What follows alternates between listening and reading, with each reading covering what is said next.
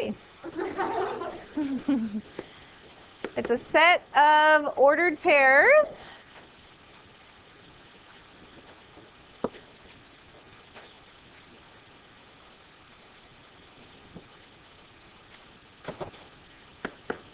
that usually correspond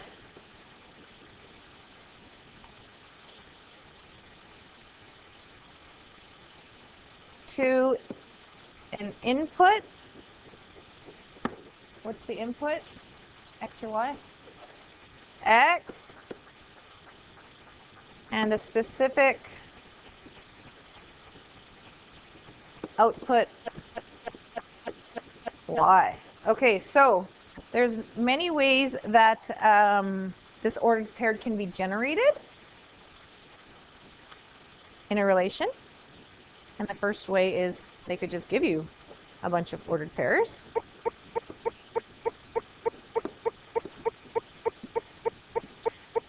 I know some people have trouble drawing these nice little brackets for sets.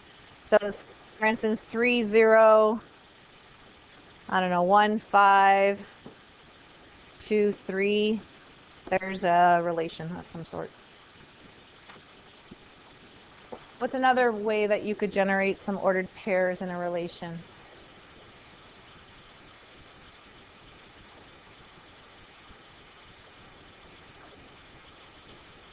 A chart, okay. I'm going to put it over here. I'm going to also call it a table. Yeah, okay. So for instance, I'm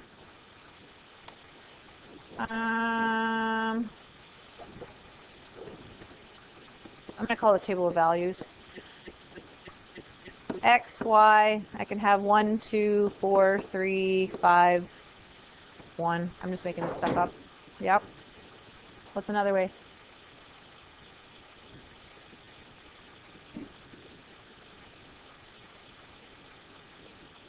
You graphed a lot of them last year. How about an equation? For instance, y equals 3x plus 1. Does anybody know what that relation is? If I were to graph it, what kind of relationship is that? A linear. It generates a line. Yeah. A graph shows a relationship. I'll put it over here. You can have something like that. X and Y. There's my relation there. Last year you even used words. I know you did. As X increases by 5, Y decreases by 1 or something like that. And one of the last ones, anybody think of it? Looks like this. What's that called? Mapping. Say like this is my X, this is my Y. I have 5, 4, 3, and this is 1 and 2, and this goes to this goes to this. I don't know. This goes to this, and say I'll make a 3, and this goes to this, or something like that.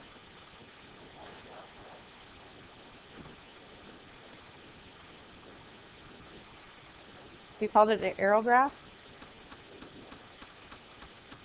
Okay. Doesn't really matter what you call it at this point. Okay, function. Does anybody know what the definition of a function is? Please tell me you know that. That should have been drilled into your head. Usually you start it with for every input there's only one corresponding output. Yes.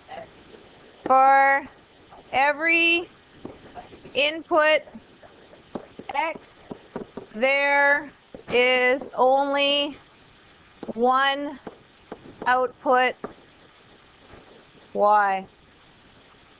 So the way you would remember this, when I put something into the function machine, you know exactly what you're going to get out of it. So for instance, this table here, would that represent a function? Oops. Yes. For every input, I know exactly what I'm getting here. Can anybody find me something that isn't a function? The mapping. And why is it not a function? Yeah, when 5 goes in, I'm not quite sure if I'm going to get a 1 or a 2 out of it. That's not a function then. A function means you are certain what's going to come out. It's not a question, right? Okay. And what was the vertical line test used for? Do you remember the vertical line test? Yeah, it's a function test, right? So it's used to see if a function, and how does it pass the vertical line test? If you draw a vertical line, if it's a function, what happens? Yeah.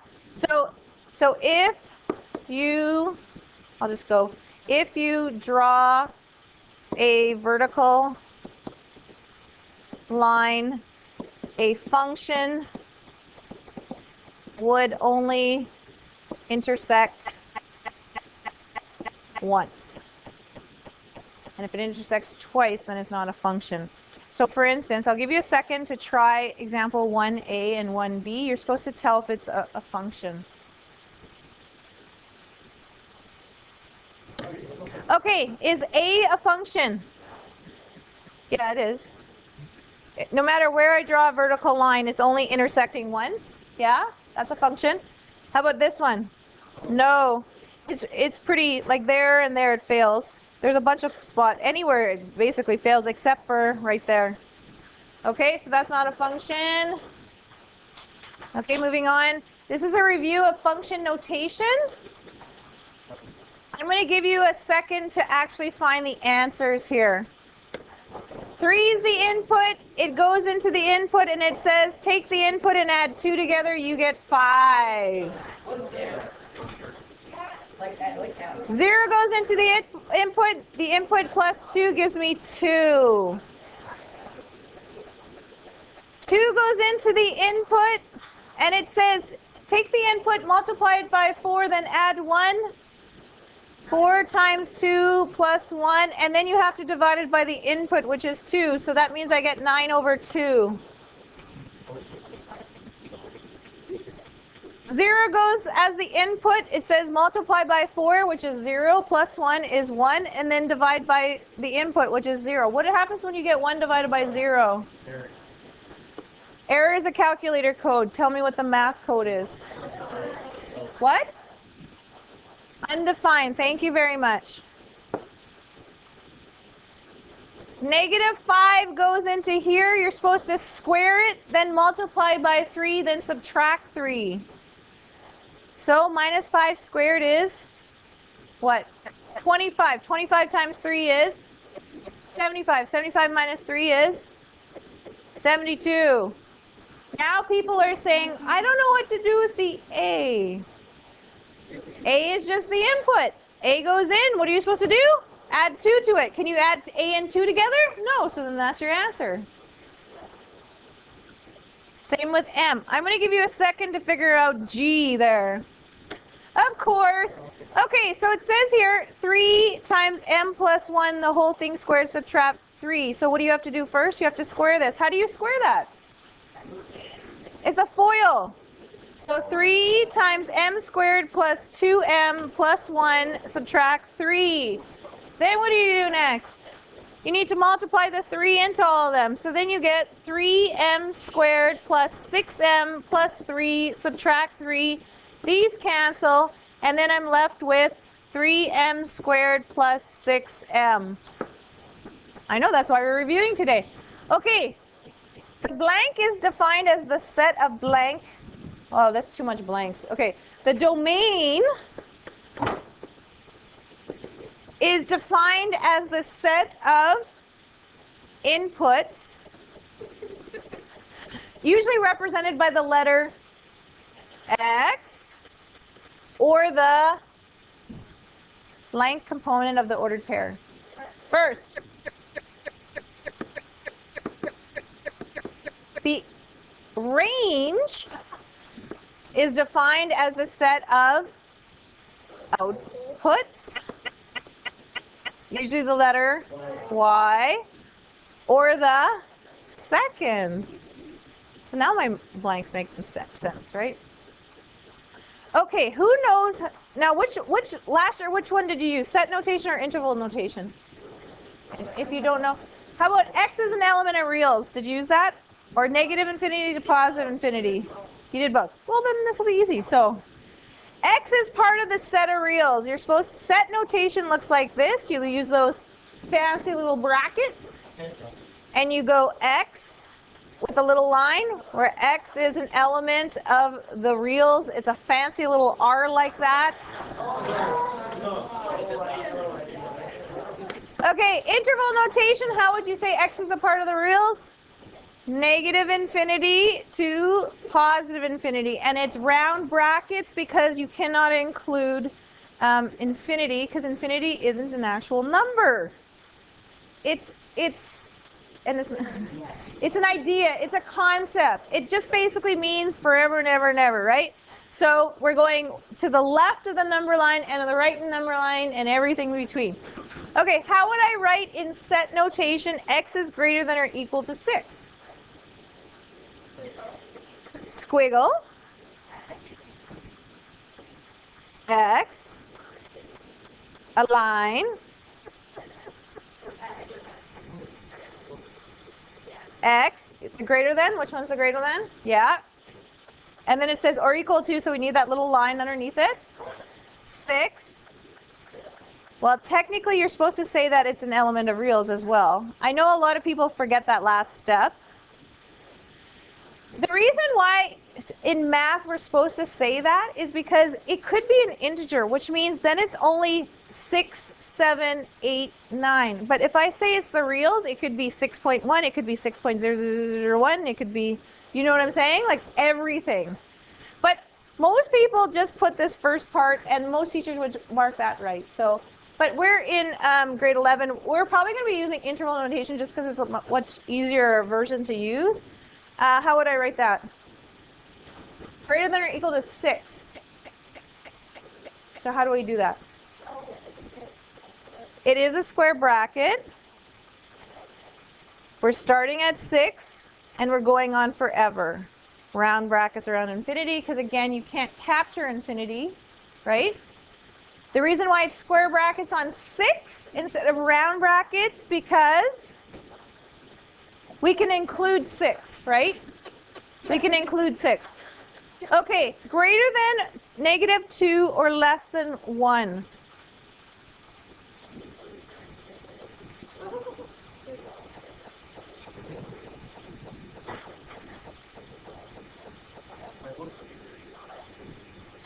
And also you can say it is between negative 2 and 1, but not including. So that means it's between, right? Like that. Negative 2 and 1. And again, X is an element of reals. A lot of the times you'll see in textbooks actually that X is an element of reals is stated first, then yeah, that's how you should be writing it. So no, because it's greater than negative 2, it's not including negative 2, and it's less than 1, it's not including 1. It's between those two numbers, but not including those numbers. Yeah. So how would I do that with interval notation? Is it a square bracket this time? No, it's a round bracket, negative 2 to 1, because it's not including negative 2 and 1. You use square brackets when it includes it, and round brackets. Rules for what brackets to use when interval notation. When simply listing numbers, use what kind of brackets? If I'm just listing numbers, no. The squiggly, yes, that's what we're using there. parentheses, I don't know, parentheses? I don't have to Google it later. We like saying squigglies. So for instance, if I want to state the domain, what's the domain for this set here?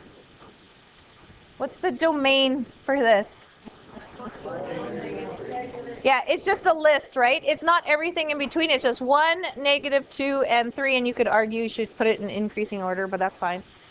Yes? It's not everything between 1 and 3 or -2 and 3. It's just 1, it's just -2, and it's just 3. Okay, what's my range here? 2, 3, and 4. And again, it's not a range between 2 and 4. It's just 2, it's just 3, and just 4. And square brackets include the number. And round brackets do not include the number. And if you have a discontinuous or a split up graph, you use the union symbol. That's the U. Have you seen that before? No. Oh, we'll be using it in a second here. I'm sure you did, but you didn't realize you were using it. Okay, what is the interval indicated? And these numbers are a little pushed around. 3, 2, 1, 0, -1, -2, -3, -4. I apologize that it's a little mixed up there. So what interval am I talking about here? Let's use interval notation, please. First off, is it round bracket or square bracket? Round. And what am I starting with? -4. And what am I going to? 3. Do I include 3? No. So it's round again. So, and the most important thing is you have to go from least to greatest when you're doing, you will not, most of the time domain and range is a half mark as it is. So if you do not use it in least to greatest form, you won't even get the mark for the question, right? Because that would be a half mark deduction. Okay, what would B be? Square bracket. This should be a 3 here, and this is a -4 here. So what is it? -4 and 3. And a square bracket, because the circle's filled in, that means it includes 3, right? Okay, how about the next one, C? So is it square or round? Round, -infinity to -3, square or round? Square, because it includes -3. Yes? Okay, this is where we're going to use a union because there's a split up discontinuous graph here. So how would we first say the first part? -infinity to -5, including, so square, union, because it's the 2 together. Then what's the next one? Round bracket, 2 to infinity, not and beyond, round bracket. Does this ring a bell? How about I give you a second to use find the domain and range using interval notation. So I'll give you a second to try that. Because some of them are split up, you might have to use union. Okay, to refresh your memory, just to do a quick sketch, it starts on 3, then we're going up 2 over 1, and then this is the line, right? That's just a quick sketch. I don't have anything labeled. What's my domain? What's my domain?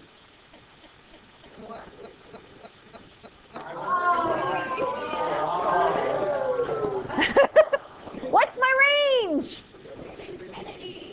Everything in -infinity to +infinity. Very good. Okay. Okay, who can tell me B, the domain?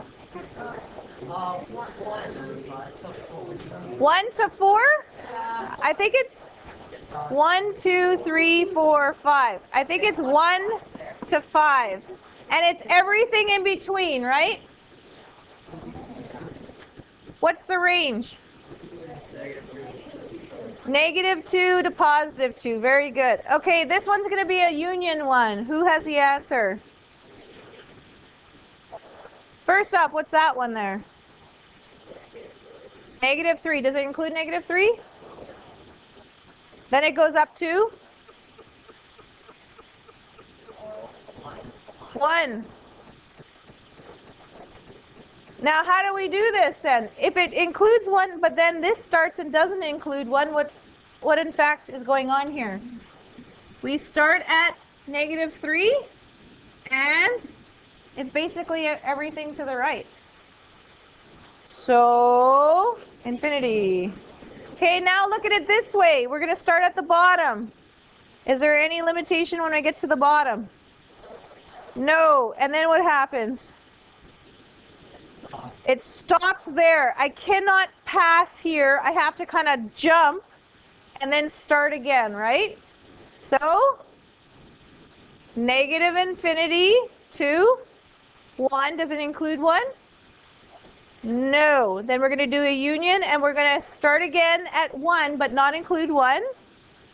And go till we stop again at 4, but we include 4 this time. That one's a hard one. Look it over later if you had trouble with that one. Okay, domain and range here. Here's my domain. I'm going this way. When do I start? At 0. Do I include 0? Yes. Where do I stop? Infinity. Even though there's a hole there at 3, it's filling it up over here. So I'm using all my x's going that way. How about my range? Start down here and go up. -3, does it include -3? No, so round bracket -3 to infinity. Okay, try the last one by yourself. Okay, what's the answer? What are we starting with for the domain? 0, including 0. 3, does it include 3? Then union. I start back up again at round bracket 4, forever. Yep. Okay, range, I'm starting at -3. I'm including -3. Then I'm getting as high as 2, including. Then what? Round bracket. Yeah, 4 and up.